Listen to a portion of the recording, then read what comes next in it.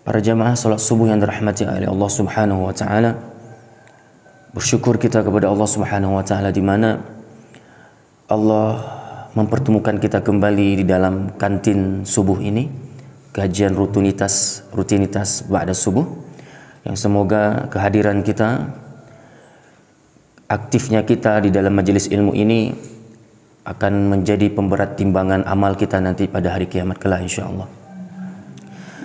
Para jamaah yang dirahmati oleh Allah Subhanahu wa taala, sama-sama kembali kita ambil pelajaran dari sabda Rasulullah sallallahu alaihi wasallam, di mana sabda Rasulullah sallallahu alaihi wasallam ini datang dari sahabat mulia Abdullah bin Mas'ud radhiyallahu anhu, bahwa Nabi sallallahu alaihi wasallam bersabda, "Man ja'ala al-humuma hamman wahidan hamma akhiratihi kafahu Allahu hamma dunyahu wa man tasha'abat bihi al-humuma fi ahwali dunya lam yunalillahu fi ayyi awdiyatiha halak." Rasulullah bersabda, orang-orang yang menjadikan kegelisahannya pada satu hal saja, yaitu ia gelisah akan nasibnya di akhirat. Jadi kalau kita, kata Rasulullah, merasa gelisah di hati, tapi kegelisahan kita ini pada satu hal saja. Sering sangat kegelisahan yang hadir di dalam hati ini pada perkara akhirat. Bagaimana sih nasib kita di akhirat nanti? Kita gelisah. Gelisah bagaimana keadaan kita di alam barzakh nanti. Kita gelisah bagaimana nanti padang mahsyar kita, hisab kita, yaumul mizan kita. Bagaimana nanti nasib kita di akhir, apakah kita di neraka atau di surga. Hati ini ketika hidup di dunia selalu datang kegelisahan, tapi kegelisahan kita dalam urusan-urusan akhirat. Nah, kalau hati kita seperti itu, maka apa kata Rasulullah SAW dalam lanjutan hadis? Maka Allah akan cukupkan dia, Allah akan berikan kecukupan dalam kehidupan dunia dia, kemudian ia tidak akan pernah ada rasa gelisah lagi untuk hal-hal dunia tersebut. Dia santai untuk urusan dunia. Untuk urusan perkara-perkara dunia, dia bukan nggak mikir, dia tetap mikir, tapi sampai nggak membuat dia gelisah, depresi gara-gara urusan-urusan dunia. Dia stres ya dengan perkara-perkara duniawi. Tidak akan lagi ada perasaan seperti itu bagi orang yang hatinya sudah terpaut sangat dengan urusan-urusan akhirat. Untuk urusan dunia dia bekerja dan bekerja, kemudian kalau memang apa yang diharapkan tidak sesuai dengan apa yang didapatkan, tidak sesuai dengan apa yang dia kerjakan ataupun dia harapkan, maka dia kembalikan itu kepada Allah Subhanahu wa taala. Itu dia anggap bagaikan ujian, perlu kerja keras lagi. Dia tidak meratap dengan apa yang ia dapatkan, mau sedikit mau banyak. Dia selalu pasrah kepada Allah Subhanahu wa taala. Yang penting dia selaku hamba telah melakukan ikhtiar. Tidak membuat sampai dia itu bingung berhari-hari ketika ia tidak meraih dunia yang ia inginkan. Enggak gelisah. Tidak sampai membuat dia itu berhari-hari berlarut-larut bersedih-sedih ketika ia tidak memperoleh sesuatu yang berurusan dengan dunia. Allah pasti jadikan hatinya merasa cukup. Ini adalah akibat baik yang diperoleh bagi orang yang hatinya kalau ia gelisah dalam urusan akhirat saja. Allah akan berikan kecukupan untuk dunia, pasti Allah berikan kecukupan, dan kemudian tidak akan pernah gelisah hatinya untuk urusan dunia. Kalau hatinya, sekali lagi kata Rasulullah, sudah terpaut ataupun kegelisahannya hanya urusan-urusan akhirat. Kemudian sebaliknya, wa man tasha'abat bihi al-humumu fi ahwalid dunya, sedangkan orang-orang yang kegelisahan hatinya hanya berurusan dengan urusan dunia saja. Dia gelisah, selalu gelisah, nggak bisa tidur bahkan dengan kegelisahan tersebut. Dia sampai yang nggak nyaman, seakan-akan merasa tidak nyaman di dalam kehidupan sehari-harinya kalau ya dia tidak mendapatkan apa yang ia inginkan dalam urusan dunia. Gelisah, tapi kegelisahannya sekali lagi hanya urusan dunia. Maka orang seperti ini, apa kata Rasulullah? Allah akan membiarkan hidupnya begitu saja. Allah tidak mau peduli. Lam yunadillahu fi ayyi awdiyatiha halak. Apa ancamannya? Allah tidak mau peduli dengan kehidupannya. Mau susah, mau senang, mau dia bagaimanapun, pokoknya Allah nggak mau peduli lagi hidupnya. Ya, kemudian tidak hanya sampai di situ, Allah tidak peduli kehidupan orang itu. Kemudian Allah akan pastikan akhir episode dari kehidupannya di dunia, hidupnya pasti binasa. Kalau hatinya gelisah dalam urusan dunia, orang-orang yang bertipikal seperti ini, akhir dari hidupnya pasti binasa.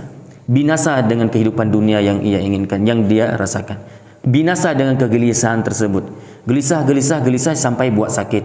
Gelisah sampai buat dia itu ya tidak bisa menata hidupnya lagi. Kegelisahan ternyata ini bisa merusak tatanan hidup seseorang. Bisa merusak bahkan masa depan. Dan ini bahagian daripada kebinasaan. Saudaraku yang dirahmati oleh Allah Subhanahu wa taala, ini hadis adalah hadis yang diriwayatkan oleh Ibnu Majah. Kembali kita ingatkan bahwa hari ini siapa yang tidak ada gelisah? Hati ini pasti ada gelisahnya. Ya. Fitrah dari kehidupan manusia, fitrah dari manusia itu sendiri bahwa ada rasa gelisah di jiwa kita, di hati kita. Hari ini yang kita gelisahkan dalam perkara apa? Kalau insya Allah, kalau memang perkara yang kita gelisahkan itu urusan-urusan akhirat saja, maka mudah-mudahan kita akan mendapatkan janji dari Allah Subhanahu wa taala, apa itu Allah akan berikan kecukupan untuk kehidupan dunia kita, dan Allah tidak akan pernah lagi menjadikan kegelisahan di hati kita urusan-urusan dunia. Namun kalau tidak demikian, naudzubillah, kita berlindung kepada Allah. Allah mengancam kita, Allah akan biarkan tidak peduli dengan kehidupan kita, kemudian hidupnya akan berakhir dengan kebinasaan. Ma'asyiral muslimin rahimakumullah, hati ini kalau sudah terpaut dengan akhirat, itu jangankan kita meninggalkan salah satu dari pelaksanaan sholat 5 waktu. Sholat diwajibkan kepada setiap hamba sehari semalam 5 waktu. Ia jangankan meninggalkan satu di antara 5 waktu, meninggalkan salah satu dari amalan sholat sunnah rawatib, dia tidak meninggalkan 10 rawatib atau 12 rakaat dari sholat sunat rawatib, qabliyah dan ba'diyah sholat fardu.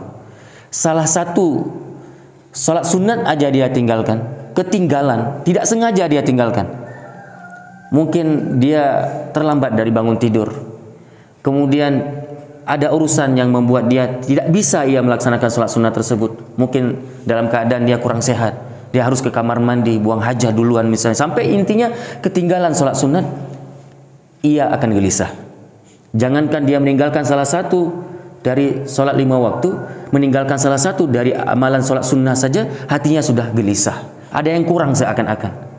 Itu kalau sudah terbiasa untuk perkara-perkara akhirat. Namun kalau hati ini memang tidak ada terpaut dengan urusan akhirat, dunia yang terpenuhi di hati dia ini, maka orang seperti itu biasanya jangankan dia tinggalkan salah satu dari sholat sunat, meninggalkan sholat 5 waktu pun dia tidak gelisah. Ini saudaraku, hati kalau sudah terpaut dengan akhirat, hati di mana dia kayak merasa tidak nyaman dalam satu hari itu kalau dia tidak membaca satu lembar, satu halaman dari ayat-ayat suci Al-Quranul Karim. Namun kalau hati ini sudah terbiasa lalai dengan urusan dunia, walaupun dia tidak membaca satu ayat sekalipun di sehari itu, dalam satu hari itu, dia tidak merasa gelisah. Hati kalau sudah terpaut dengan urusan-urusan dunia, maka hati ini akan menjadi hati yang keras. Hati yang tidak pernah ada rasa sedih lagi untuk urusan-urusan ataupun untuk nasib di hari akhirat kelak.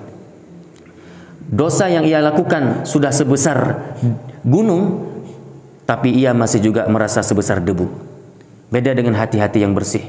Hati yang terpaut dengan akhirat, hati di mana ketika ia sudah melakukan dosa, baru saja melakukan dosa sebesar debu, tapi perasaannya seakan-akan dia baru saja melakukan dosa sebesar gunung. Seperti itu saudaraku, perbedaan orang-orang yang memiliki hati yang bersih dan hati yang kotor. Ma'asyiral muslimin rahimakumullah, inilah yang disampaikan oleh Rasulullah SAW tentang kegelisahan. Memang di satu sisi kegelisahan itulah fitrah dari manusia, bahwa kita pasti ada rasa gelisah di hati ini, tapi kita harus pastikan mulai hari ini, mulai saat ini kita harus pastikan selalu kegelisahan yang ada di hati kita ini gelisah karena apa.